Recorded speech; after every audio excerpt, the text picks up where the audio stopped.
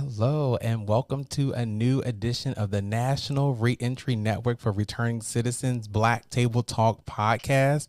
Can I just say happy Women's History Month this 2025? We have two dynamic women in the actual studio today, and I'll let them introduce themselves, starting with our intern. Hi, I'm Marie Louise Larson. I'm an intern and a university student at GW. Welcome to the Thank you. podcast. And we have none other than a pillar in our community, right? Our special guest. My name is Sharon Wise, and I'm the president and CEO of Wise Work Incorporated and nonprofit The House of Sharon that serves the community. And we're just now celebrating our 30th year. Awesome, awesome, awesome. So for those of you guys who are listening today, right, we are bringing to you a podcast on women and reentry. And we're not going to just simply be talking about the barriers, right, and staying there and knowing what we're fighting against, but what we're fighting for. And our theme for today is the unique struggles of justice impacted women, barriers and triumphs to break through, right? And so I want to just give perspective in the fact that this is Women Histories Month. Number one thing about women and reentry is that women who are getting into the system are typically there because of domestic violence, sex work, and that leads or spirals into issues with family reunification, post-incarceration. It also brings trauma to the family household. There's a huge perspective, right? Also with how we paint the picture for women in reentry services once they come home as well. And so today we're going to hear from our special guest, Ms. Wise, and my co-host, Ms. Larson, about how do we really unpack these things from an individual-centered approach, right? And not just allow these barriers to overtake a person, but really find a way to get their breakthrough because of their valley experience. They too can be on the mountaintop. So, Ms. Wise, I would like for you to kind of bring some context to that. Yes, thank you for first inviting me to the show. I'm very excited to be here because I feel like I do have a perspective. From the time I was first incarcerated as an adult, I found that I always looked at my barriers as opportunities to climb over something. I never looked at them, even in my defiant state. You know, when I was a rebellious kid, 17 years old, living on the streets, living, with my children, and it was just really a terrible time for me. But I always looked at barriers as opportunities, even though I didn't realize it. So when the last time I came home in '90, there was an opportunity for me to leave Chicago and come to D.C. That's how I ended up in D.C. And then I found out y'all museums were free, and I was like, I'm never I love going that. back. Yes. Because I've never lived anywhere and the museums were free. But I came here and there were opportunities to go to school, opportunities to reunify, and everything that you're talking about, foster the housing, things like that. I took advantage of them. And people were like, well, you got that ex-offender behind your name, X me, X you out. And I said, for some, but sometimes it just means I don't know right now, And so I always took those as opportunities, got into the housing, got into education, going back, getting my master's degree, having to take all the hits because I had done some stuff. Yeah, this is good. And you can chime in whenever you like, Miss Marie. But what you got me thinking about, right, Miss Wise, is that there seems to be this normalization, can I say that right, that women can be othered or mistreated. And it's not just the fact that it's happening. It's like it's normalized in that they don't deserve a place at the table. They don't deserve to have a self-esteem about themselves that let them know. Like no one's speaking in their ears, like you said, to kind of like, you are enough. Yeah, but you have to take a seat at the table. Sometimes those folding chairs that they sell two for $5 at Walmart, I don't know where you get them from these days. Sometimes you have to bring your own chair, and you have to be willing and wanting to, like what we discussed yesterday, to switch that mindset, to where I don't have to be invited somewhere. I feel like I deserve to be there. You know what I'm saying? But when you come, you better come ready. Don't come in there talking them, dub, doesn't, done, and cousin them. Wow. You got to, I'm not saying you have to talk like you're like a professor. Yeah. I'm saying, but have that information. Do your research. Have numbers. Somebody asks you something. Say, yeah, 15 out of 27 women that come home. There's no toiletry bag. There's no little $10 Right. gift card. There's no prepaid phone for them. You know, you could spit that kind of information out. Then you are deserving to Absolutely. sit at the table because you're not just there shoplifting information so you can go and repeat it like a parrot. Right. You have to be able to live it. Yeah, and it's funny you say that because as far as that lived experience, I've been at the organization now for about a year and a half, and I can't count on my hand the number of women in our program who said, I do not have that toiletry bag, right? I do not have access to reentry programming specific to women. Yeah. And it hurt. We were sitting in a city council member, and one of our clients was very shy. She didn't want to talk. She sat there in the conversation, and she came out saying nothing at all ever came up about women-centered reentry. Not one single thing. And she said, I'm sitting here struggling. And her concern was about housing. Mm-hmm.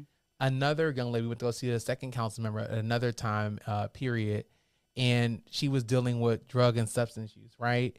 And her issue was treatment facilities for women specifically, because she said before she went into the system, there were all these treatment facilities programming to help someone who's dealing with substance use. She comes home as a woman, and crickets.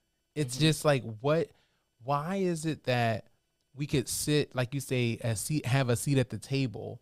We're telling you call it qualitative and quantitative data. Sometimes if you don't have the numbers, you can tell it more in a qualitative way by that lived experience, like I was saying about our clients, right? And nothing changes, nothing happens. So well, that's how Wise Work came to be. Because remember, I just said Wise Work is 30 years old. So I've been clean about that time, you know, and during that times I had bumps in the roads, all kind of stuff. But I created Wise Work because there was a pain point. When I came home, I didn't get the trauma. They didn't go to the root cause of why I was using the drugs, why I did leave my children, lost all parental rights by law, I didn't even have children. You see what I'm saying? And what I realized is that I had to do something. I'm culprit in what happens in my life, you know? And so I had to create the very thing that I needed in order to, I juggled my food stamps at the time and my little TANF check I was getting and having a little program on Saturdays for women. Sometimes you have to become what you say you need. And I think that some people, not everybody, but some people, they don't want to do that hard work and being up at 10 o'clock at night and you're working at McDonald's and then you leave there and you go to Popeyes and leave there and then you got to go get your kids because now you're telling the court you want them back and you're still not real ready. You know, then you got dude over here. It's a lot of dynamics that come into that with women when we come home because their options are not always right there in front of you. But what options do you need and what steps do you have to take in order to fulfill that wish list of options that you say that you need, even if it means you have to create them? I love it. I think the creation perspective is important. That's what stood out to what you just said, right? You have to create that yellow brick road that you're trying to go down. I was just sitting here thinking, right? If a woman knew or had no idea what to do, right? Let's say they're at that crossroads, they're at that fork in the road.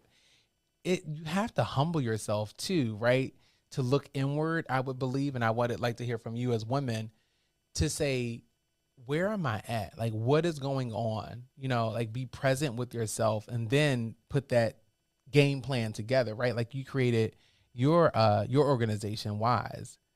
So I guess what I'm asking, if you can bring clarification to it, what about women who want to get off the hamster wheel of nothing leading to nothing and no longer blaming the system and honing in on what they're fighting against, but fighting for themselves? Like, how do they start that process? And then where can they go to do the work? Is it counseling? Is it therapy? Is it someone maybe maybe humbling themselves and say, you know, socially networking with other women in reentry? Like, do we have even spaces where women can come together in reentry to do that type of networking so they can get the encouragement to keep going?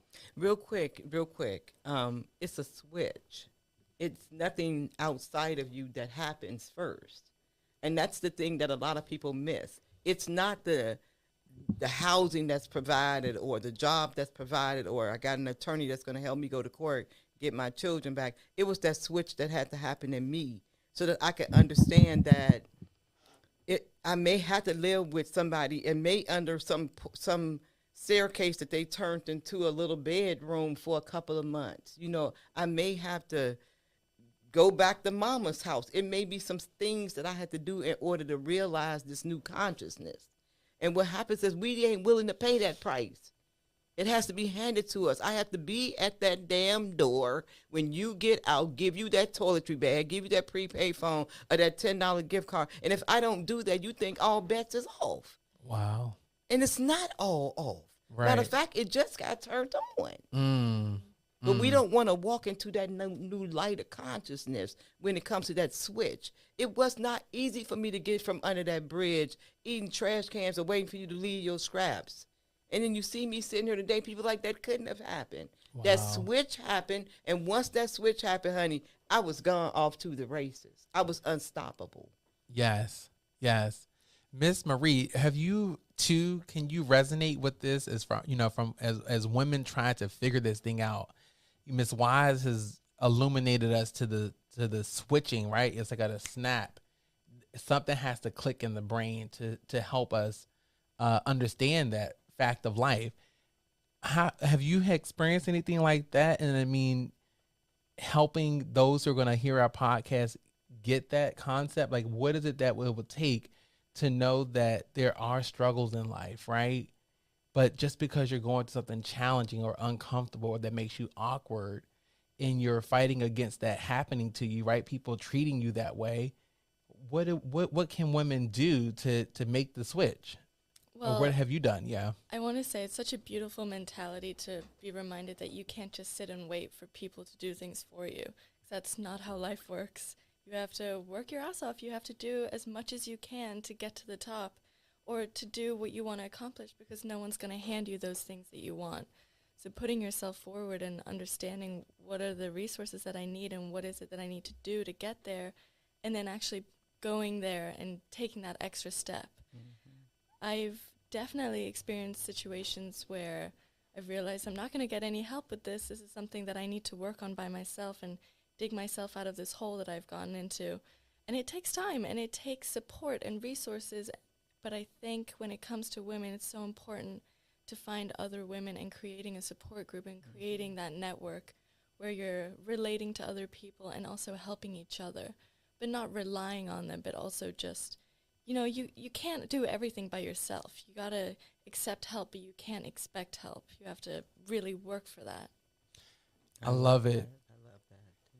I was just sitting here thinking about putting what we're talking about, right? Especially, you know, for our listeners into context, right? I was actually on social media and there was a reel that came up with Shirley Lee Ralph. Are you guys both familiar with the actress Shirley Lee Ralph? Mm-hmm. She was the mother of Lauryn Hill in Sister Act. And from a woman-centered approach, she was on an audition call, Miss Wise, for a role. Mm-hmm. The casting director, after she auditioned, said that she wasn't dark enough for the role. That's the actual thing that I think women in reentry are experiencing, right? You're not good enough because of your criminal background. Mm-hmm. You're never going to get past that. As a metaphor or as an analogy, she goes into another environment in Hollywood, and the producer tells her, Shirley Lee Ralph, right? And I'm paraphrasing. I'm not saying it exactly, but she's an actress that should be in, right, a role with Tom Cruise, and there should be a kissing scene. And he was basically, the director was saying that probably will never happen. And she said when she first heard it, it made her think that it's okay to treat her that way. Not only because she wasn't dark enough for the role, but then also the perspective of someone saying a role in which she'll never be cast in because of who she is as a person, as a woman. Mm-hmm. She said she went down the steps, thought about what the person said, and she paraphrased what he said. And she said what she heard, not initially, but after she thought about it was, I'm Shirley Lee Ralph. and I'm worthy of being in a role with someone like Tom Cruise and having to kiss him. Mm-hmm. And I think that's exactly what you two are talking about as far as making the switch. If you don't, you're gonna get left behind. The attacks are coming. It not just that, but when I go back to Chicago sometimes, and I do, and I go around some of those old neighborhoods, and I see people that I was out on the block with who got locked up with me. I was terrible. Ooh, so I'm glad I've been transformed like a butterfly. But you know when a caterpillar becomes a butterfly, it doesn't just change its DNA; it changes its RNA too. So it's not did even not the know same. that. Yeah, it's not even the same creature. But just to point, and I see some of them still out there on the block. That switch never happened. And so people might say, well, Sharon, you may have had opportunities that nobody else had, and this may have happened to you, or maybe you had a fairy godmother or a rich uncle left you some type of inheritance. And I will tell you no to none of them. What happened to me is I started to look at my glass half full. I know it's cheesy and all that kind of stuff, but I absolutely look at everything from that side of the road. I look at it as, if this is happening to me, what am I to get out of it? Am I going to be able to use this to be a servant to someone else? Is someone else going to benefit from that butt whooping I got when I shot dope in my neck? Who's going to learn from that around the Clean Needle program and all these other things that I've been able to share with the world that now people are benefiting from? You never know how people are going to benefit from your barrier. That's why you have to talk about it. That's why it has to be things like the Black Table Talk podcast and other programs like this so that people can get that word out. No, it may not be a lot of resources, but you become your own resource. I know I have in so many ways.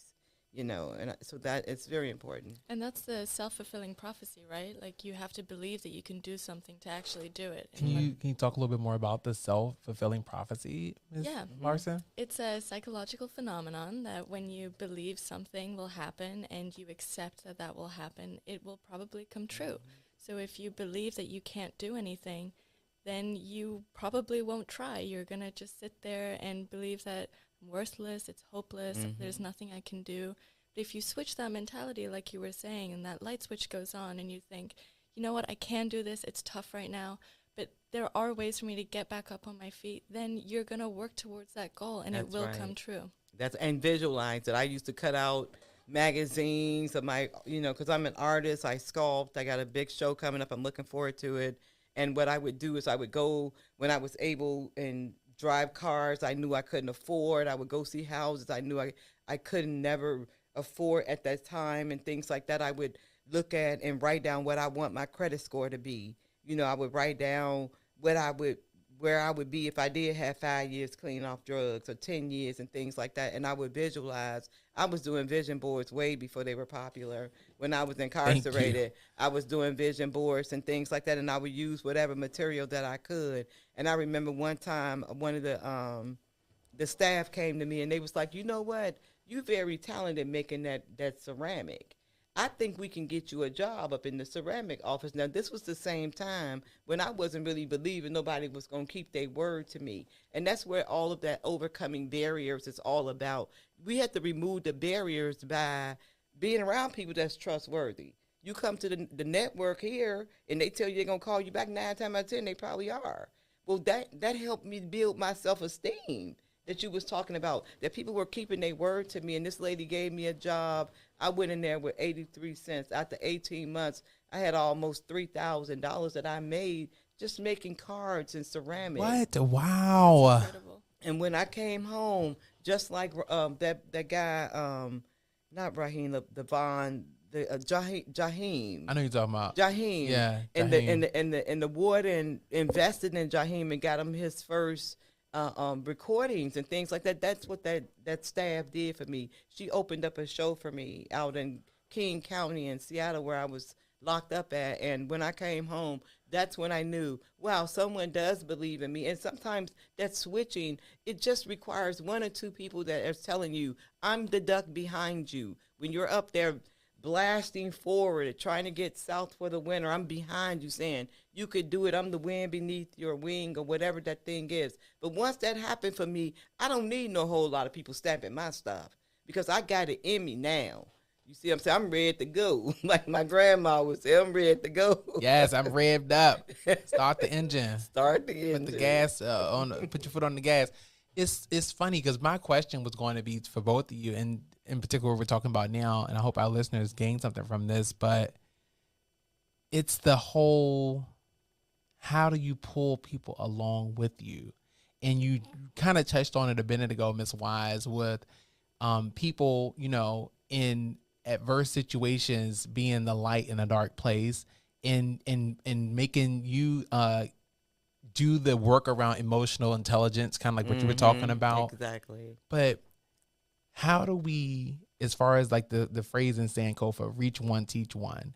And sometimes people feel like, if you, like you were saying, their person is not ready, they haven't made the switch. You referenced going back to Chicago and still seeing some people going around the same block, right? They're in a reality. And it doesn't mean that your testimony or what you were talking about, self-actualization, Miss Larson, doesn't exist. But what do we do about people who we're trying to pull along with us into this movement, into this work, right? And not giving up on a person, because no one gave up on me, and I don't want to give up on you. But that doesn't mean that because you don't, right now, you don't live to see the people that's going to benefit from your barrier building. The person who may benefit from your barrier building may not be born yet. You see what I'm saying? And what happens sometimes is that we get these, we get this.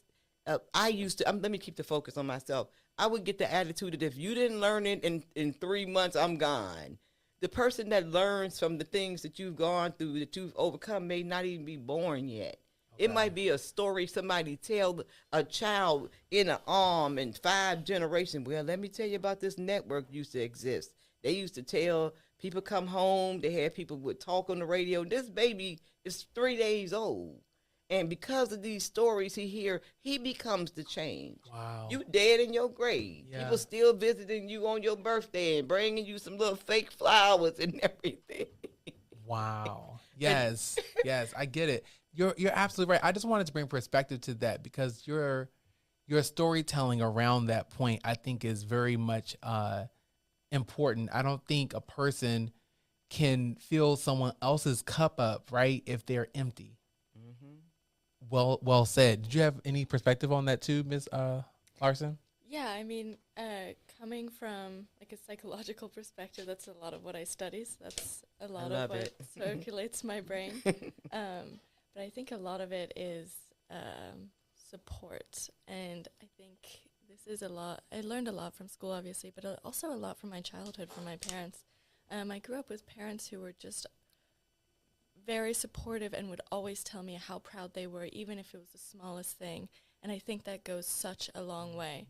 Just telling people who may be down, I'm proud of you, you've done this thing for yourself, and you can do more. Just supporting people and reminding people you can do something small, you can do something even bigger.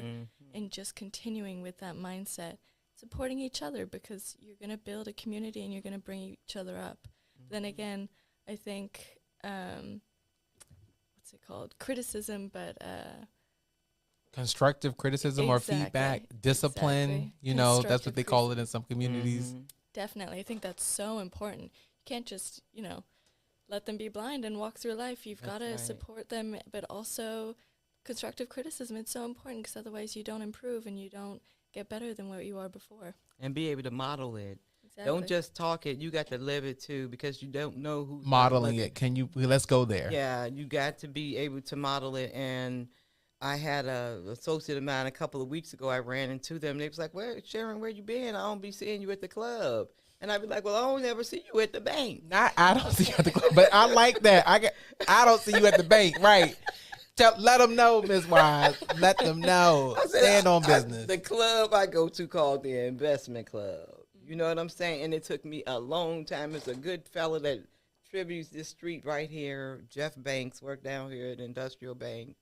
He's the one got me on my path to good credit and finances, understanding APR, understanding returns on investments, things like this. And this is what I'm talking about when I'm talking about overcoming barriers. I didn't know anything about any of this stuff. But if I never picked a magazine or went to a workshop at DISB, how would I ever learn about it? The problem sometimes, not with everyone, especially for women when we coming home. We coming home, well, I'm going to have to get back and I'm going to have to go see them. And no, it's not like it was when I came home 30 years ago. A lot has changed. There's so many programs out here. When I hear people still not getting it, it shocks me. Because I'm telling you, there literally was 2 or 3 programs when I came home. And now I can name 10 or 15 right now of programs that when you come home, you can go here, here, here, That's here, right. here. That's right. The Ready Center alone, you say the Ready Center, you don't even have to say anything else because every government program, nonprofit is inside that building. That's right. One-stop shop. And you can go there and the building is empty. You see, so my thing is that we have culpability, woman. When we come home, we have culpability in what happens in our life. Maybe you don't be as Sharon wise. I mean, I think it was Martin Luther King or somebody said it very eloquently that not everybody can be famous or not everybody can have this or that, but everybody can be great because service is what makes you great. Speak life, Miss Wise. And that's what I Speak believe about life. my life, that my life is to serve others, but while I'm serving others, I'm still trying to make me a coin because my grandson need braces. I ain't See mad what I'm at saying? you. So I think that it's both of them, and it's all of it, and it's the support you talk about. But what that looks like in your life? Do you need a lot of it? You got to know who you are. You got to know whether you need a whole lot of help or just maybe a little bit. Somebody checking you once a week, because there's some people I don't want come check on me. Definitely. And I can imagine coming home as a woman as well with children, that I don't want to say barrier, but that extra thing where you have kids. What do you do with childcare? What do you do with even reproductive health care? There's so many things that women need in addition to what men might need when coming home. And I keep coming back to thinking about, what do you do with your children? How do you come back and reunite? And how do you find adequate childcare and that you feel safe with using? It's hard and Yeah. it's difficult. When I came home, and by that time I had lost all parental rights because of my charges at the time, I couldn't have interactions with the Department of Human Services, which governed the Social Services Department. So it's like another barrier in a way, that. So I looked at it that way, like, well, the system is the reason why I can't see my children because of my charge. But then I said, you know what? I'm not really ready to be going and being around nobody's children, not even my own. Let me get myself together. So even though the system had my children, and I could look at it like, why y'all take my kids? Well, they had a better, or it would have been a huge rate of recidivism. And they would have kept going around that Marbury book because I was eating Marburys at the time. You see what I'm saying? So I had to get me together. And then when I came home, my daughter had been legally adopted in a closed adoption. My mother had gotten herself together and got my son. But I had to still go to parenting class. I didn't want to go around my son until I was ready to not be lying to him or stealing his toys on Christmas Eve. And until I was ready to surrender that, I said, no, let me not go cause no more vicarious trauma to this baby. Wow. Thank you, Ms. Wise, for being vulnerable and sharing that. And what we're talking about right now, right, guys? Like, these stories that we've just heard from both perspectives and what this whole conversation has been about is highlighting the unique struggles of justice impacted women, barriers to breakthrough. And the way you just spoke truth to power in that life, about a person getting to that point where they can break through, right? They can. And what you were talking about, the emotional intelligence that drives this whole narrative of saying, you know what, you are more than the current circumstances that you're going through. I'm going to read a quote, and I want you all's perspective on this. It says, women returning home from the incarceration deserve more than a second chance, right? More than a second chance. They deserve equal opportunities, support, and dignity. Reentry is not just about reintegration, right? It is about justice, healing, and empowerment for women. I think that's beautiful. Also, that makes me think of employment as well, Women are not always given high-paying jobs or equal pay, and then with that extra, like, you're coming home, how do you even navigate that? How do you get that equal pay? How do you get that high-paying job? Why do we have to work twice as hard to get what we deserve? It's unfair, Come on, Ms. Larson. You are on the front lines twice as hard for what you deserve, right? And that woman, like you said, coming out of the BOP or Department of Corrections, they're a step back. You know what I mean? And they it has nothing to do with their IQ. Mm-hmm. Qualified, talented, smart, can hold their head up, shoulders back, and outthink a lot of people who have a degree. Mm-hmm. You know, we got to stop normalizing the othering of women, right, in the workplace, especially returning citizens, and thinking that they don't belong there.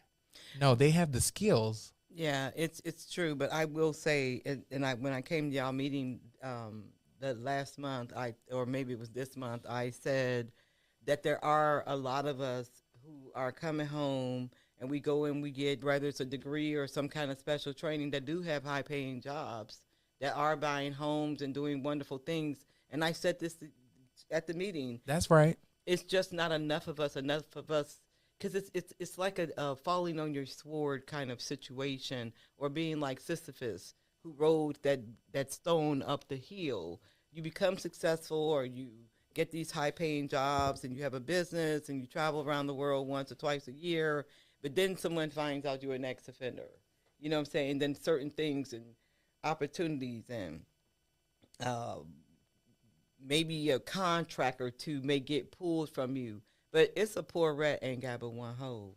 I'm going to have me 16 different things going on at one time. You could think you shut something Yes. down, but you haven't shut nothing down. All you did was reveal yourself to me. And now when you see that nobody cares that I'm an ex-offender, you're going to come back and try to get that same rate, and you cannot get that same rate. Because you got to give me throw in a couple of dollars for being a nuisance, being stupid, you know what I'm saying? And so My God. I just, continue to recreate myself every day. I don't allow no kind of situation or my current status, working, where I work. Right, right. And yeah, and having my own business and company and things like that. And do people consider me high paying? I would say what I consider my high pay is the fact, one, like I said, I'm a servant. I got good credit. That's right. You know what I'm saying? It's a lot of things to make me high Yes. paying that don't have nothing to do with what people see on my badge when I walk down in 1350. You see That's what I'm saying? right. That's So- right. I love it. And it's important because whether we're talking to a city council member, or whether we're, like you say, advocating there on behalf of women and reentry, barriers to breakthrough, what we were talking about now, like you say, it's not just the fact that women are not getting paid, like you said, Ms. Larson, what they deserve. They have access to the programming through UDC, the training, the education Free is there. college, free College. And yet it's the criminalization of the women that makes them feel like they've been stepped back. And that's not bringing us, like you said, Ms. Wise, to our humanity. And that's where that switch comes on, because you have to remove that ingredient. You no longer need that ingredient anymore. It's like the Betty Crocker cake box, 3 eggs, a cup of milk. And if you don't put that right ingredient in there, your cake is not going to turn out right. But there are ingredients you just don't need. You don't need salt in everything. You know what I'm saying? And it's like sometimes Who wants a salty cake? You see what I'm saying? It's not a cake. And what I did, and people I know did before that switch, is that's the reason why. And it's not the reason why all the time. And sometimes when it is the reason why, I'll start my own thing. I am famous for you telling me no and me going and start my own thing. I got Period. I got 11 different things I can do. I'm a certain, and all of this came as a direct result of me being an ex-offender, because I got to go to school for free. I got to go to the complimentary. Somebody paid for. I'm gonna say complimentary. It's not. That's free. right. And DC Infrastructure Academy, DOES. Grid alternative. I became a certified solar installer. I became a mechanic. I became an electrical engineer. I got my master's degree. I became certified in hospitality and tourism, and now early childhood development. And it did not cost me a penny, because the requirement said you had to be returning citizen. And guess who a returning citizen? I am. So sometimes those barriers might be the very thing that you need, that necessary ingredient that makes sure your cake turn out right. No salt in my cake. Thank you. Thank you for telling us that, because you're right. Love is the only thing that will conquer hate. Love is the only thing that's going to conquer that hate. And the way that you outlined that timeline, right? I tell people, and I know this is true for you, Ms. Wise, this is not the end. This is just the beginning. it's just the beginning. Like you said, when you Yeah. walk into 1350 advocating, it's not over. It doesn't stop. It's No. just starting. We have a quote here at the Reentry Network, guys. It says, invest in people, not prisons. This is going to Right. be our farewell before we kind of close out today. I want to just take a moment to reflect on what we talked about in all things uniquely tied to women and reentry and barriers to breakthrough. Someone out there today is going to hear this podcast and needs to know that we should, and I love what you said, Ms. Wise, about our humanity, putting others first. That is what will speak to my character in any environment. What is your perspective on that? Well, I just wanted to say you are such a well-rounded woman. That is Thank Yes, she truly is, Ms. incredible. Wise. But Thank you. I think it's also important to remind everyone how hard you worked through all of these things. It doesn't just get handed to you. You worked so hard to accomplish all those things. So like you said, turning on that switch, sure, this is something that I can do, but I have to work hard for it. You must, you must, you must. Remember, after everything Dorothy had gone through on the Wizard of Oz and everything, she pulls the curtain back, and there's this little man back there with these switches, and he's just a little guy, and he's doing the switches like this. And she was like, "Who are you?" He said, "I'm the Wizard of Oz." She said, "But look at you." He said, I'm just a little man behind the curtain." And sometimes that's our life. That ex-offender thing becomes your little man behind that curtain. And you give up your brain. You give up your heart. You give up your courage. And you let that become your necessary ingredients that you, when you say you want a beautiful cake, but you're throwing salt in it. I don't allow that to happen in my life because I know that sometimes the resources I need, I have to create them. But if from when I came home and all these resources that's out here now for people entering the community, it is no way on this earth that you should be failing in anything unless you have leprosy or maybe some mental things going on and you can't help yourself. God bless you. And I know it can be hard when we have those things going on. But we can recover. We can have anything that we want in our life. And it starts with you turning that switch on and believing, like my dear friend here is saying, I can do anything. I can be anything I want. Even if you got to write it 500 times on a booklet you found in some library for a nickel or a dime. Because nobody's going to do it for you, baby. You guys, this has been another episode of the National Reentry Network for Returning Citizens Black Table Talk. Thank you to my co-host today, Miss Marie Louise Larson. Thank you for having me and including me today. Absolutely. And we have got to give it up. Miss Wise, we love you. Thank you. We love you. Thank you for your insight, your wisdom, right? And I hope those who hear it today will wisen up. I'm gonna give you the last words.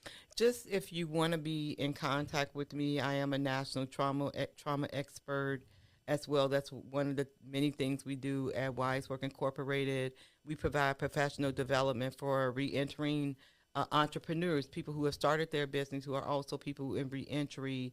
We provide all kinds of visibility exercises and things like that to help empower your business, help you get started, get your legal status, file your tax documents, things like that, because we want you to be successful. And with that being said, we are celebrating our 30th year, and I would be remiss if I didn't mention on April the 26th, we'd love to have you at our 30th anniversary art exhibition and wearable sculptures, which is my 2024-25 collection. We'll be dropping my number. If anyone wants to reach me, it's 202-867-0956, or you can go to my website, wiseworks.co. That's WISEWORKZ as in zebra.co, and check us out. Leave a comment, leave a prayer, and we'd love to be of service to you in any kind of way that we can. And we thank you all for having us here. Absolutely. So this is the National Network for Returning Citizens. We got work to do. This is going to be a phenomenal year for us as well. This is our call to action today, people. This is our call to action. Let's invest in people, not prisons. That's right. Thank you.